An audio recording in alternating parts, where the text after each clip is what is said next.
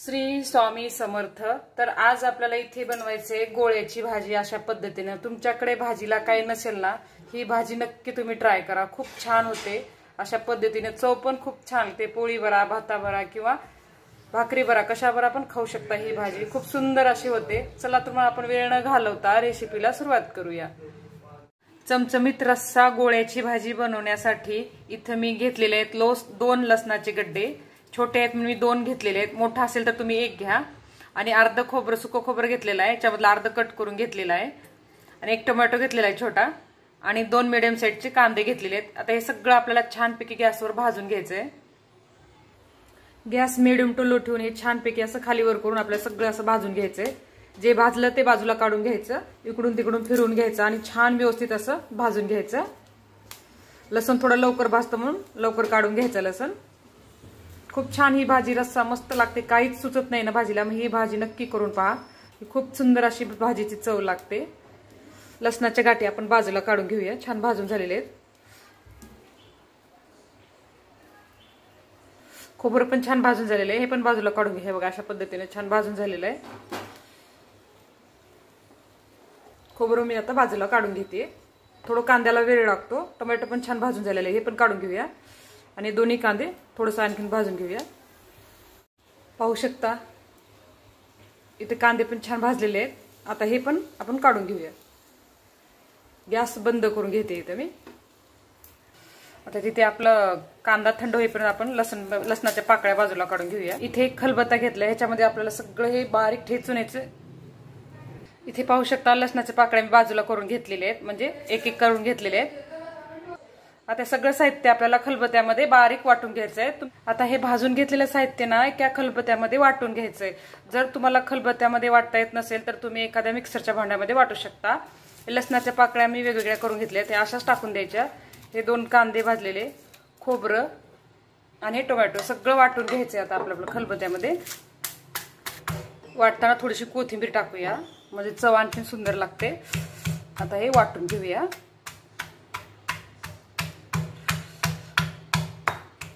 तुम्हाला खलबत्त्यामध्ये वेळ लागत असेल तर तुम्ही मिक्सरच्या भांड्यामध्ये करू शकता बारीक। इथे पाहू शकता मी छान असं बारीक वाटून घेतलेलं आहे। त्याच्यामध्ये थोडंसं जाडसर राहतं, पण ह्याची चव खूप छान लागते खलबत्त्याची, म्हणून खलबत्त्यामध्ये मी वाटून घेतले सगळं। थोडं वाटायला वेळ लागतो। हे बघा अशा पद्धतीने वाटले गेले। आता हे सगळं आपल्याला एका प्लेटमध्ये काढून घ्यायचं। हे मसाला मी एका प्लेटमध्ये काढून घेतलाय खलबत्त्यामधून। आता आपण गोळे तयार करून घ्यायचे आधी, सर्वात आधी, मग भाजीला फोडणी देऊन घ्यायचे। खलबत्ता धुवून ना पाणी टाकून नाही द्यायचं, हे फोडणीमध्ये वापरायचं पाणी। पाणी छान असतं, हे मसाल्याचं पाणी आहे, वेस्ट न जाता आपण याला फोडणीमध्ये वापरायचं आहे। एका वाटीमध्ये काढून घ्यायचं असं। इथे एक प्लेट घेतलेली आहे। आता त्याच्यामध्ये 1 वाटी गच्च भरून आपल्याला डाळीचं पीठ टाकून घ्यायचंय। गच्च वाटी भरून घेतलेलं आहे मी, वाटल्यास तुम्ही 1.5 वाटी घेऊ शकता। आता या याच्यामध्ये आपल्याला चटणी मीठ टाकून घ्यायचंय।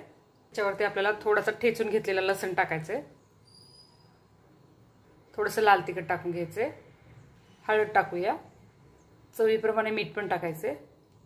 1 चमचा कच्चं तेल टाकायचं आहे, कारण की जे गोळे बनवतो ना आपण ते मस्त असे खुसखुशीत होतात मधून, जास्त गच्च नाही होत। मग थोडंसं तेल टाकून घ्यायचंय। 1 छोटा चमचा जिरेपूड टाकूया, आणि त्याच छोट्या चमच्याने धनेपूड टाकायचे। आता हे पीठ मिक्स करून घेऊया, आणि थोडं थोडं करून आपल्याला घट्ट असा गोळा बनवायचा। जसं वड्याच्या भाजीला बनवतो ना आपण, तसं आपल्याला घट्ट पीठ बनवून घ्यायचंय। एकदम पाणी नाही टाकायचंय।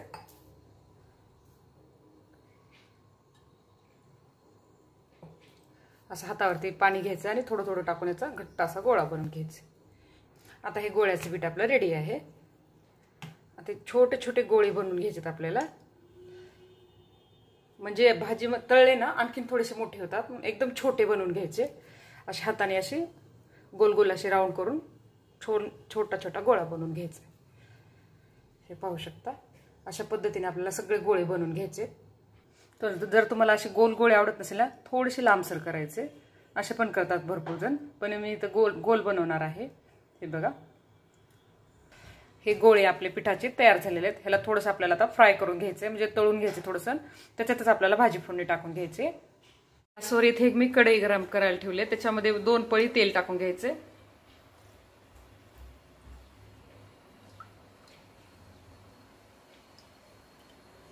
तेल इथे छान गरम झालेलं आहे. त्याच्यामध्ये आपल्याला आता हे गोळे तळून घ्यायचे. जेवढे बसतील तेवढे टाकून तळून घ्यायचे.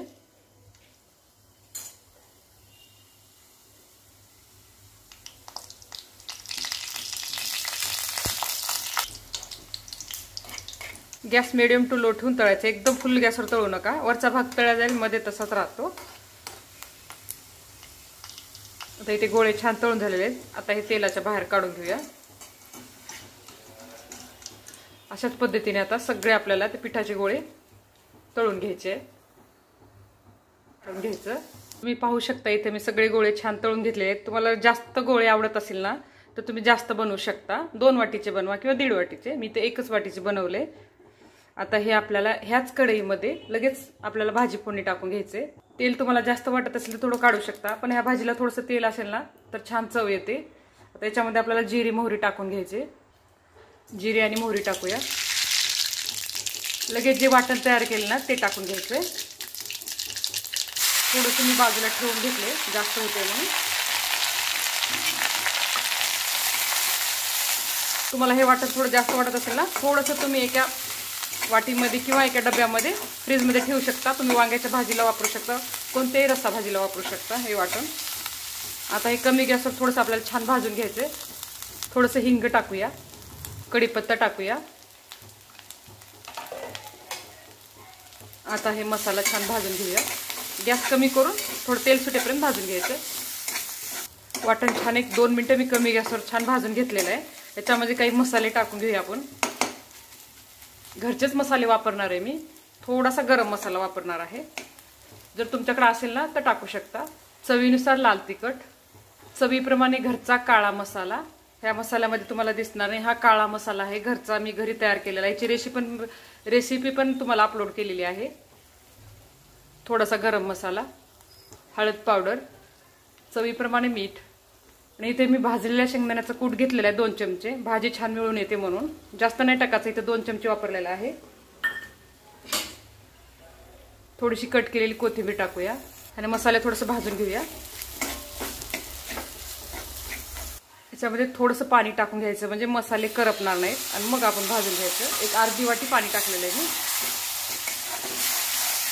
छानपैकी भाजून घ्यायचं याला कमी गॅसवर, म्हणजे मसाले छान भाजले जातात.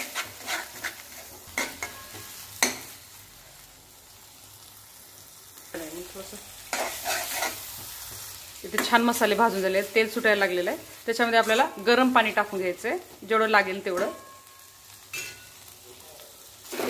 एका पातेल्यामध्ये मी ते गरम पाणी करायला ठेवलं होतं बाजूच्या गॅसवर. आता हे पाणी आपल्याला भाजीमध्ये टाकून घ्यायचंय. इथे मी 1 तांब्या पाणी वापरलेलं आहे. तुम्हाला आवडत असेल तर थोडंसं पातळ करू शकता. दाटसर रस्सा होतो. हे बघा किती छान झालेलं आहे. थोडंसं आणखीन पाणी टाकू शकता.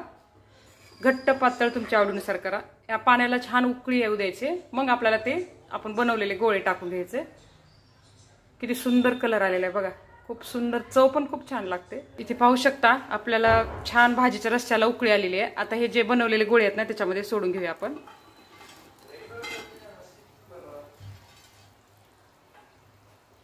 गोळे टाकल्यानंतर जास्त वेळ शिजवायची गरज नाही. 1-2 मिनिटं आपल्याला झाकण ठेवून कमी गॅसवर शिजवून घ्यायचे.